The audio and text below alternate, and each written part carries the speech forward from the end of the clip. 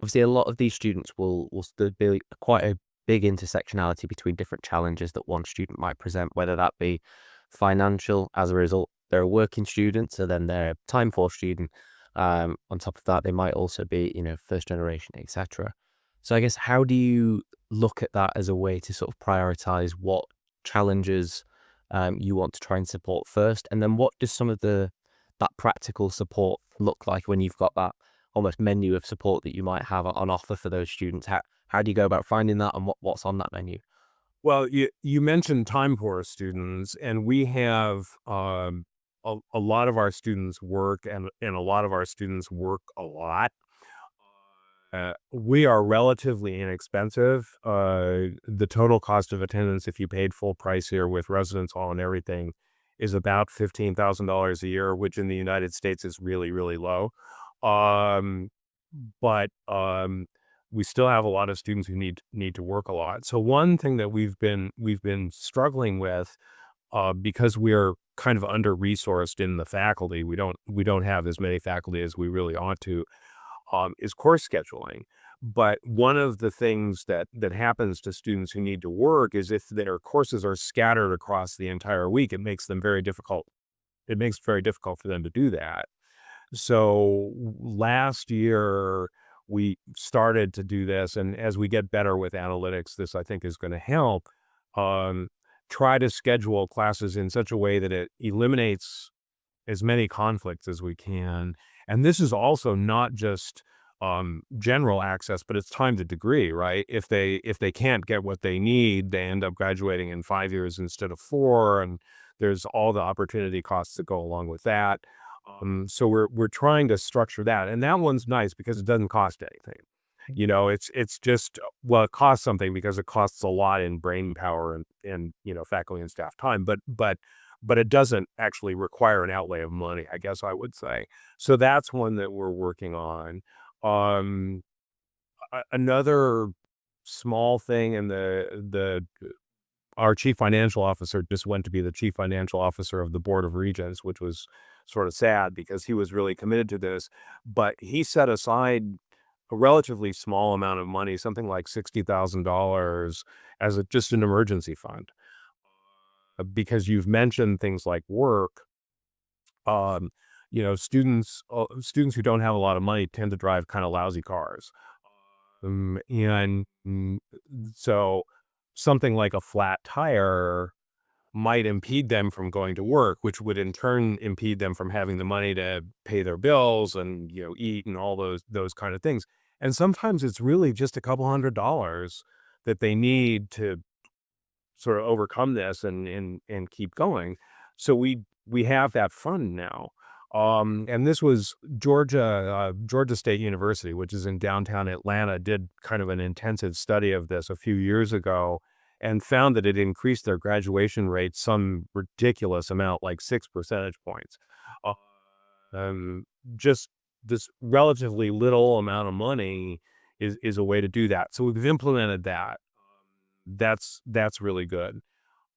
We're continuing to work on advising and thinking about the best way we can advise, and this is really to reduce barriers. Again, improper advising causes a lot of problems, right? You either have to waive requirements, or you have to have students stay longer, or you have to do special arrangements, all of which are not so great. And we have some state requirements, especially in general education, that I can't waive. We cannot waive them. We can waive any of our internal things that we want to, but the state rules we cannot. So you want to make sure you avoid that. Um, we're also looking at, what kind of programming in terms of a first year seminar, which we're ambivalent about the version of it that we do now, but what kind of programming can help our students understand our resources and how to employ our resources and how to make wise decisions.